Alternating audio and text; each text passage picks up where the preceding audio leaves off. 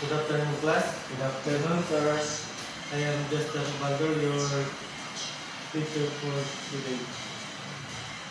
Before we proceed, let's make pray. Let's read John Raso. In the name of the Father, and the Son, glory be to the Father, and the Son, and the Holy Spirit. Was the beginning, now and ever, without beginning.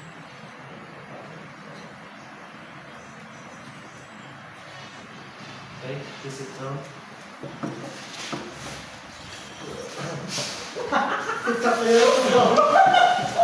Unta diretso. Puta mo kaya kayo! Teknik mo! Ano? Teknik mo! Diretso. Cut mo na sa.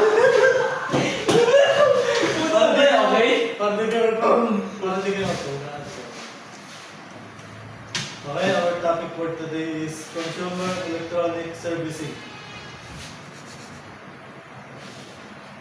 Learning objectives. Let's read Mr. Lazo. At the end of this lesson, students are expected to first determine appropriate hand tools, second, value the importance of selecting appropriate hand tools, C. Select hand tools in accordance to the job requirements. Basic hand tools and driving tools. Type of screwdriver. Mr. Baldo, Mr. Screwdriver are hand tools specifically designed to insert and tighten or to loosen and remove screws. A screwdriver comprises a head or tip which engages with a screw, a mechanism to apply force by rotating the tip, and some way to position and support the screwdriver, the tip of which is shaped to fit a particular type of screw. Slotted screwdriver is used to drive or fasten negative slotted screw. Mr. John Lazo, please read. Phillips screwdriver, used to drive or fasten positive slotted screw. It is a screwdriver that could take greater torque and could provide tighter fastening. Please read Mr. Baldo. Soldering tool stand is a place where the soldering iron is placed during usage. This will keep the soldering iron away from flammable materials. The stand often comes with a sponge used in cleaning the tip of the soldering iron. Mr. John Lazo, please read the soldering tool. The soldering tool is used in removing soldered wires and components on printed circuit board for troubleshooting and repairs purposes. Splicing tools. Long nose is used for holding, bending, and stretching the lid of electron component or connecting wires. Yan, nakita niyo muna. Mr. Baldo. Side cutter is a wire cutting pliers, so they are not used to grab or turn anything, but are used to cut wires. Boring tools. Mr. John Lazo, please read. 12 volts mini drill is used to bore or drill holes in the printed circuit board PCB with size from 132 and 160. Mr. Baldo. Saan mo sila? Portable electric drill is used for boring holes in plastic or metal chassis with the use of drills bits having sizes from 1/6 to approximately 1/4. Type of metal pipes. Flat pipe is a parallel in width and type.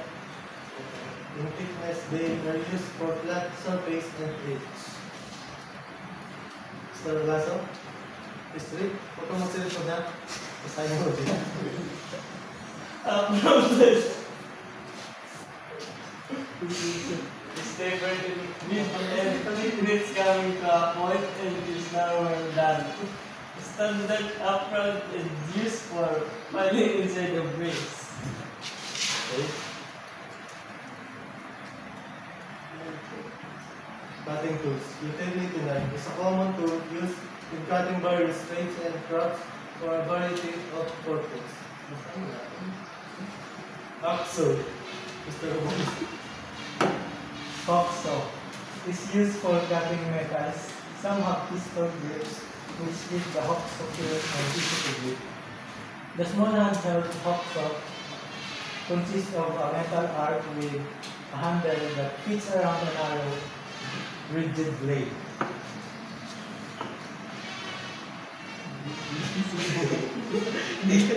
Auxiliary tools. Magnifying glass. This read Mr. Relato. Magnifying glass is a convex lens which is used to produce a magnified image of an object. The lens is usually mounted on the frame with the handle. Roger Bacon is the original inventor of the magnifying glass. A magnifying glass works by creating a magnified virtual image of an object behind the lens. Some magnifying glasses are foldable with belt and light. Mr. Valdo. A paintbrush made of crystal set in handle, used for cleaning dirty parts of a circuit or an object. Electronic equipment. Aside from hand tools, equipment are also needed for more accurate and quality output. In this connection, 3 of the most used equipment are presented here for you to familiar with their use and the proper way of maintaining them. Mr. Jan Lazo. Volt millimeter is an equipment that combines 3 functions as a voltmeter that measures both AC and DC voltage, an ohmmeter that measures resistance, and millimeter that measures small amount of DC current.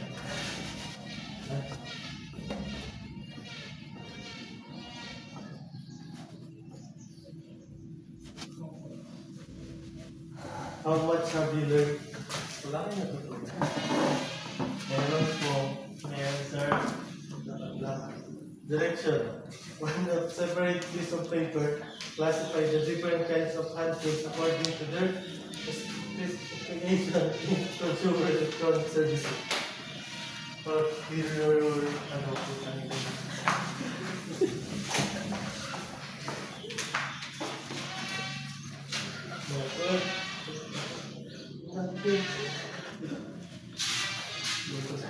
Next. Next. Lahat guys. Okay, nasa. Tatapusin ko natin.